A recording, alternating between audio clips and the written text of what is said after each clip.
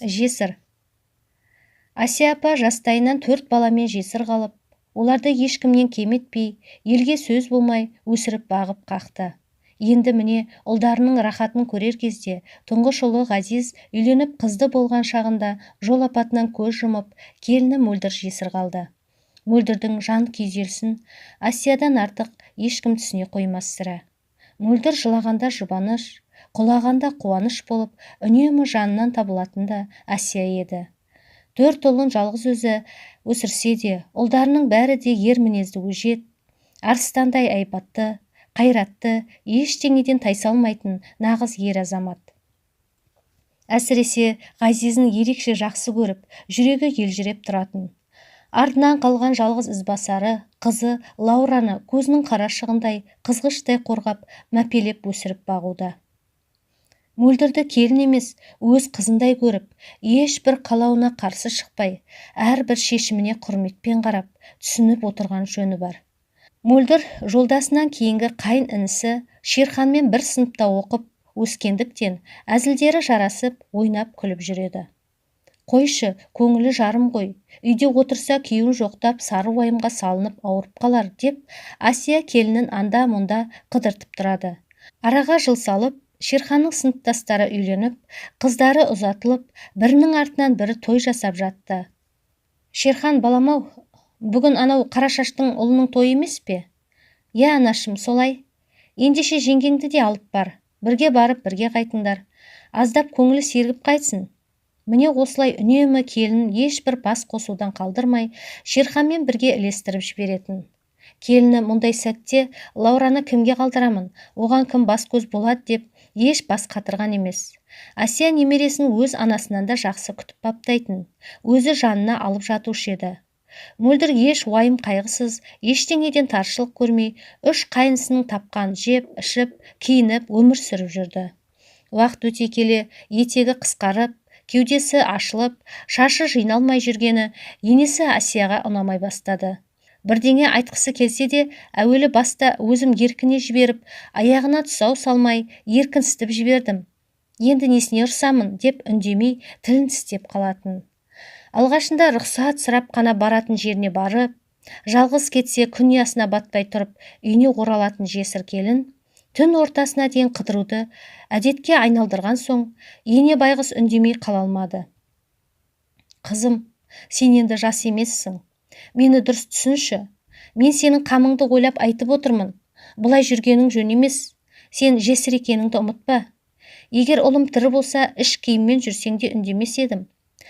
Бірақ сен қамқоршысынан, қорғаушысынан, арқа сүйер азаматынан айырылған бейбақ анасың. Саған сенгенмен, көшедегі ашкөз, нәпсісін тежей алмайтын еркектерге сенбеймін.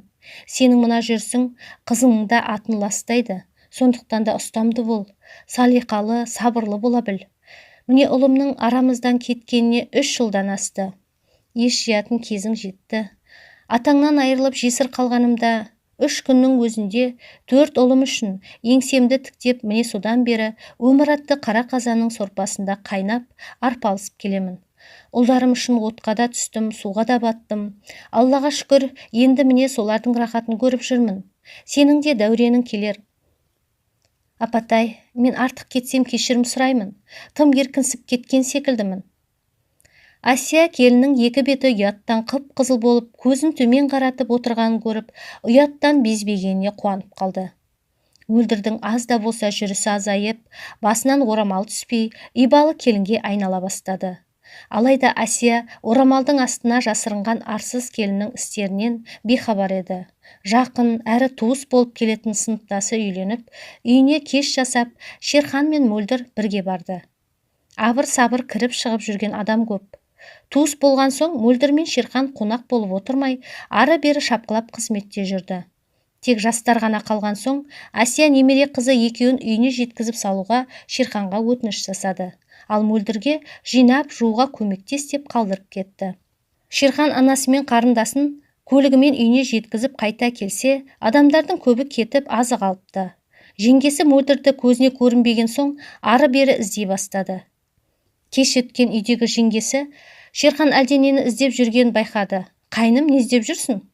Мөлдір жеңгем көрінбейді ғой, алып кетуге келген едім. Ол әлдеқашан қайтып кеткен. Қалайша, қайда кетті? Үйге қайтамын, сені алып кетеді деді ғой. Не болды, екеуің жасырынбақ ойнап жүрсіңдер ме? Жарайды онда, мен де қайтайын. Шерхан жеңгесінің бұл әзіліне күлімдеп жауап қайтарғанмен көңілі күпті. Жеңгесінің бұл әрекетін еш түсіне алмай есеңгіріп қалды. Көлігін өте баяу айдап, жол жөнекей жеңгесін іздеумен үйіне жетті. Жол бойы мүмкін үйге жеткен болар деп ойлаумен келді. Үйге кіріп, олардың жолына қарап ұйықтамай отырған анасын көріп абдырап қалды. Ұлым, неге жалғыз қайттың? Жеңген қайда? Үйге келмеді ме? Ей балам, менен сұрағаның қалай сенің? Мен сені жеңгеңді алып келу үшін жіберген жоқпын ба? Асия шошып, ұлы анасын қорқытып алмау үшін не деп жауап берерін білмей тұрғанда, Мөлдір де кіріп келді. Апа, мен келдім. Алаңдамаңыз, аман есенмін. Келін, сенің мұның не? Қайда жүрсің? Апа, бағана ана үйде әр нәрсені араластырып жеп, асқазаным жаман бүріп ауырды. Жеген тамағым қорытылсын деп жаяу жүріп келдім. Егер сізді алаңдатсам, кешірім сұраймын. Түн ішінде жалғыз жүргенің не? Асқазаның ауырса дәрі ішсең болар еді ғой. Жалғыз емес, Бағланмен бірге қайттым. Шерханнан бір жас үлкен, үйленген жігіттің араласатын досы. Асиямен көрші тұратын үйдің баласы. Жарайды онда, шаршаған боларсың. Жатып демалыңдар. Бағланның қыз құмарлығынан қабардар Шерхан ашулана жеңгесіне қарап, тісін қайрап ашудан жарыла жаздады. Алайда анасына, жеңгем мен қарындасыма қамқор боламын, ағамның орнын жоқтатпаймын, көз жастарының төгілуіне жол бермеймін деп серт бергендіктен үнсіз жұдырығын жұмып қала берді. Мөлдірдің бұлай жоғалып кетуі мұнымен біте қойған жоқ. Үнемі бір себеп тауып сытылып шығып кетеді. Ел арасында ол жайлы түрлі пікірлер жайыла бастады. Шерхан мен екі бауыры Берік пен Алихан жеңгесіне тіл тигізген жігіттердің бәрімен жаға жыртысып шаршады. Түн ортасында Мөлдір шырт ұйқыда жатқан болатын. Кенет біреу аузын бүркеп, тұншығып дем жетпей өліп қала жаздады. Көзін ашса, тас төбесінде Шерхан тұр. Тыныш, дыбысыңды шығарма жеңге, тынышталсаң ғана жіберемін. Мөлдір келіскенін білдіріп басын изеді. Сенің мұның не істеп тұрсың? Не болды, ұнамай қалды ма? Мен саған не істедім? Бері қара, мені жақсылап тыңдап ал. Мен сенің былықтарыңның бәрін білемін. Анам үшін ғана саған төзіп жүрмін. Әр жігітпен бір аймаласқаныңды доғар, әбден қарап еттің бізді. Ағамның әруағын сыйлап саған тиіспей жүрмін. Әйтпесе бар ғой, әйел екеніңе қарамас едім. Ертеңнен бастап есіктен аттап шығар болсаң, ескертпедің деме, аяғыңды сындырамын. Шерхан айтарын айтып бөлмеден шығып кетті. Мөлдір қайын інісінен мұндай іс күтпегендіктен есеңгіреп сасып қалды. Таңертең көзі көгерген, беті ісіп, аузы басы жара-жара Мөлдірді көргенде Асия шалқасынан құлай жаздады. Лаура болса анасын аяп жылап жіберді. Келін, мына түрің не? Саған кім тиісті? Не болды? Апа, менің жазығым не? Айтыңызшы, өтініш.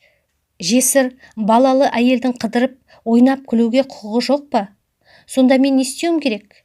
Ешек не жемейді, ел не демейді деген сөз бар емес пе? Жұрт айтты екен деп мені осылай сабау керек пе еді?